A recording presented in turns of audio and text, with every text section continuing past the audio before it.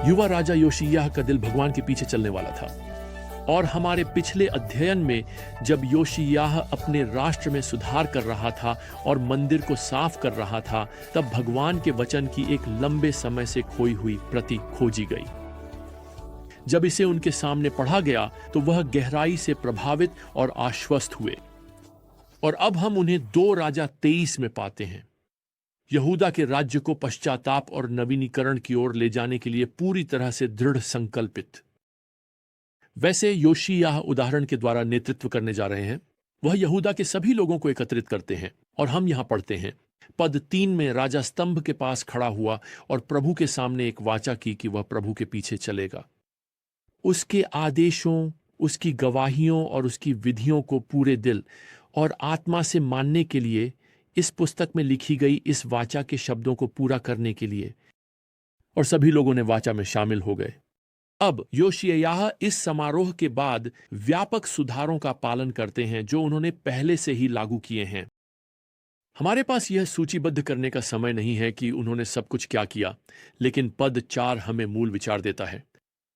राजा ने हिल्किय्याह महायाजक और दूसरे क्रम के याजकों और द्वारपालों को प्रभु के मंदिर से बाहर लाने का आदेश दिया। बैल, अशेरा और आकाश के सभी देवताओं के लिए बनाए गए सभी बर्तन।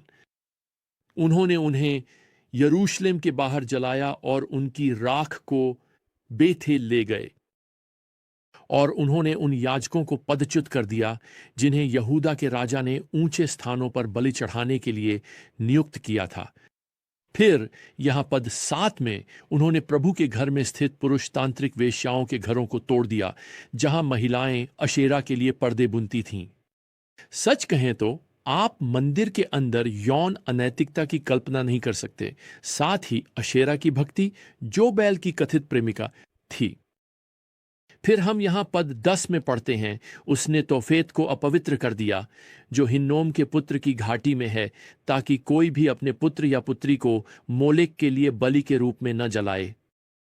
फिर से प्रियजनों, यह कल्पना करना कठिन है कि यहूदी लोग अपनी मूर्ति पूजा में इतनी दुष्टता तक गिर सकते हैं कि अपने ही बच्चों को मूर्ति पूजक देवताओं के लिए बलिदान कर दें, लेकिन यही वे कर रहे थे।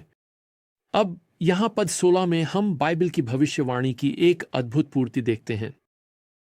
योशिय्याह बेतेल जाता है और मूर्ति पूजक पूजा के उस ऊंचे स्थान को गिरा देता है जिसे पहले इस्राएल के राजा यारोबाम ने बनवाया था। बेतेल के झूठे याजकों की हड्डियां सचमुच खोदकर निकाली जाती हैं और फिर इस मूर्ति पूजक वेदी पर जला दी जाती हैं ताकि इसे अपवित्र किया जा सके। और फिर हमें यहां पद 16 में याद दिलाया जाता है कि यह सब प्रभु के वचन के अनुसार किया गया था, जिसे परमेश्वर के व्यक्ति ने घोषित किया था, जिसने इन बातों की भविष्यवाणी की थी। अब यह हमें 1 राजा अध्याय 13 में वापस ले जाता है, जहां परमेश्वर के व्यक्ति ने राजा का सामना किया था, राजा यारोबाम बेतेल में। और यहां क्या हुआ? और उस व्यक्ति ने वेदी के विरुद्ध पुकार कर कहा, हे वेदी, वेदी, प्रभु ऐसा कहता है, देखो, दाऊद के घर में एक पुत्र उत्पन्न होगा जिसका नाम योशिय्याह होगा, और वह तुझ पर ऊंचे स्थानों के याजकों की बलि चढ़ाएगा जो तुझ पर चढ़ावा चढ़ाते हैं, और तुझ पर मानव हड्डियां जलाई जाएंगी। अब इसे समझें, वह भविष्यवाणी 300 साल पहले दी गई थी। और न केवल यह बताया गया कि राजा क्या करेगा, बल्कि क्या आपने देखा कि इसने राजा का नाम भी बताया, राजा योशिय्याह। भगवान को इस संबंध में अपना वचन पूरा करने के लिए 300 साल लगे, लेकिन अंततः उसका वचन सच हो गया। अब योशिय्याह के सुधारों के बाद पूरे देश में वह अब उस पासओवर का पालन फिर से शुरू करता है जिसे राष्ट्र ने लंबे समय से उपेक्षित कर दिया था। योशिय्याह 2 राजा अध्याय 23 के पद 21 में लोगों से कहते हैं, अपने परमेश्वर यहोवा के लिए पासओवर का पालन करो, जैसा कि इस वाचा की पुस्तक में लिखा है। अब आप याद रखें निश्चित रूप से कि पासओवर उस समय की याद दिलाता है जब भगवान ने इज़राइल को मिस्र की गुलामी से मुक्त किया था। अब यहां समानांतर विवरण में 2 इतिहास और अध्याय 35 में हमें इस विशेष पासओवर उत्सव के बारे में विवरण दिए गए हैं। राजा योशियाह और उनके अधिकारियों द्वारा व्यक्तिगत रूप से एक बड़ी संख्या में जानवरों को भेंट के रूप में दिया गया था। ये आवश्यक नहीं थे, लेकिन ये उपासना और धन्यवाद के उपयुक्त अभिव्यक्ति थे, विशेष रूप से क्योंकि यह कई वर्षों में पहला पासओवर पालन था। देखिए, योशिया हर संभव प्रयास कर रहे हैं ताकि लोगों को याद दिलाया जा सके कि भगवान ने उन्हें चुना है। उन्होंने उन्हें मुक्त किया, उन्होंने उनके लिए प्रबंध किया, उन्होंने उनकी रक्षा की। दुखद समाचार हमें भविष्यवक्ता यिर्मयाह द्वारा दिया गया है, जो यिर्मयाह अध्याय 3 पद 10 में प्रभु के यह कहने का उद्धरण देते हैं कि यहूदा ने पूरे दिल से मेरी ओर नहीं लौटा। अब लगभग 13 साल बाद योशियाह का धार्मिक प्रभाव समाप्त हो जाता है। वह युद्ध में मारे जाते हैं। फिरौन ने लिखा, मिस्र के नेको उत्तर की ओर बढ़ते हैं ताकि असीरियों की मदद कर सकें बाबुल की सेना को रोकने में, और योशियाह इसे यहूदा के दुश्मन असीरियों के खतरे को समाप्त करने के अवसर के रूप में देखते हैं। इसलिए योशियाह अपनी सेना को मिस्रियों का सामना करने के लिए ले जाते हैं ताकि उन्हें असीरियों की मदद करने से रोका जा सके। कुछ आश्चर्यजनक होता है और यह यहां काफी दिलचस्प है। फिरौन योशियाह को एक संदेश भेजता है और यह हमारे लिए यहां 2 इतिहास 35 के समानांतर विवरण में दर्ज है। और पद 21 में वह योशियाह से कहता है, भगवान ने मुझे जल्दी करने का आदेश दिया है। भगवान का विरोध करना बंद करो जो मेरे साथ हैं, कहीं वह तुम्हें नष्ट न कर दे। अब स्पष्ट रूप से योशियाह को विश्वास नहीं होता कि फिरौन ने को भगवान की ओर से बोल रहा है, लेकिन वास्तव में वह था। तो यहां इतिहास के विवरण में पद 22 में हमें बताया गया है, योशियाह ने नेको के शब्दों को भगवान के मुख से नहीं सुना। भगवान वास्तव में यहां एक अविश्वासी राजा का उपयोग कर रहे थे योशियाह को इस लड़ाई से दूर रहने की चेतावनी देने के लिए, और यह एक चेतावनी थी जिसे योशियाह मानने में असफल रहा।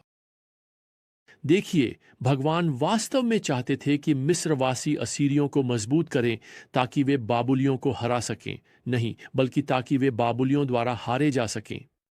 देखिए, यह सब भगवान की यहूदा के खिलाफ अंतिम न्याय की तैयारी थी।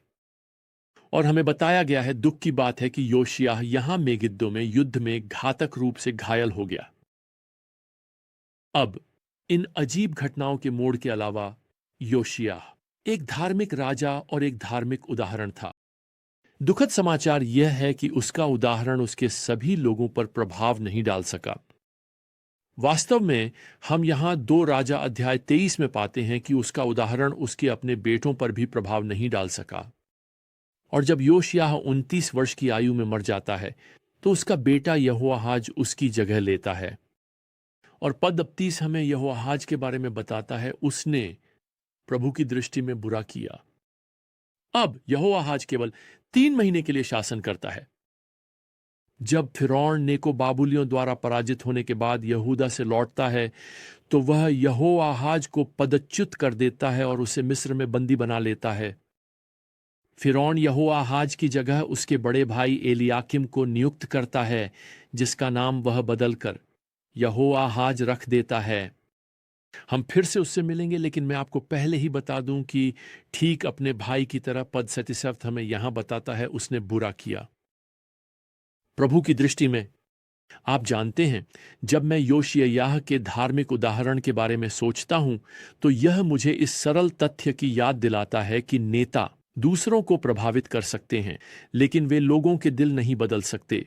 केवल भगवान ही ऐसा कर सकते हैं। जो राजनीतिक पार्टी, एक मंडली, एक व्यवसाय का नेतृत्व कर सकते हैं, हाँ, भगवान के लिए जी, हाँ, उदाहरण स्थापित करें। लेकिन जो केवल भगवान कर सकते हैं उसे भगवान के साथ छोड़ दें। केवल भगवान की आत्मा ही आंखें और दिल खोल सकती है अपने बच्चों, अपने सहकर्मियों, अपनी मंडली को भगवान का अनुसरण करने के लिए। और अगर वे प्रभु का अनुसरण नहीं करते हैं तो दोष मत लें। अगर वे भगवान का अनुसरण करते हैं, सावधान रहें कि आप श्रेय न लें। लेकिन हम यहां रुकेंगे। अगली बार तक प्रियजनों, प्रभु यीशु मसीह की कृपा और भगवान का प्रेम और पवित्र आत्मा की संगति आप सभी के साथ हो। आमीन।